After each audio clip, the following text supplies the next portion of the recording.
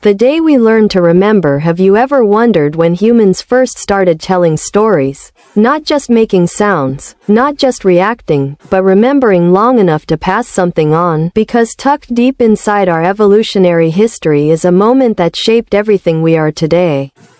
A moment when memory stopped being just a survival tool and became our superpower. Picture this. Small bands of early humans wandering across ancient African landscapes. Life is dangerous, unpredictable, full of teeth and claws and storms. Survival depends on what you know, where water hides, which plants heal when the seasons shift. But here's the twist, those early humans didn't just learn things. They shared them, around fires, while walking, during rituals we can only imagine. And that ability, collective memory, quietly rewired the destiny of our species. Most animals rely on instinct. A bird doesn't have to be told how to build a nest. A deer doesn't take a class on how to run from a lion. But humans? We built an entire world from lessons stacked on lessons, passed from mouth to mouth, mind to mind. It wasn't automatic. It was effort. It was intentional. And it was incredibly fragile. Think about fire. Not just discovering it, but keeping it. For thousands of years, fire wasn't something people made, it was something they guarded, carried, protected. Imagine that.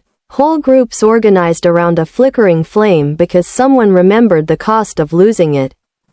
Knowledge turned into responsibility. Responsibility turned into culture. And memory began to stretch. We didn't just warn others about danger. We started telling stories filled with emotion, fear, hope, pride, because emotion makes memory stick.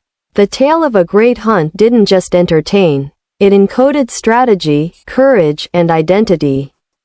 A story was a survival manual disguised as a moment of connection. But the real magic? Stories allowed us to remember things we never experienced ourselves. No other species does this the way humans do. We inherited memories from people we never met. We carried fears of predators long extinct. We built moral rules from long ago mistakes. We learned to imagine futures based on pasts we didn't live. That's when humanity became more than biology. Our evolution stopped relying solely on changes to our bodies and started evolving through ideas, through memories that traveled farther than genes ever could. And this is the part we often overlook. Our greatest leaps forward weren't always sparked by inventions or tools. Many were sparked by the simple act of remembering together. So the next time you hear a story, any story, realize you're participating in a tradition older than cities, older than writing, older than almost everything that makes us human. You're taking part in the moment our species became capable of more than instinct. The moment we learned not just to live, but to remember why, and that, quietly and profoundly, is how humans became the storytellers of Earth.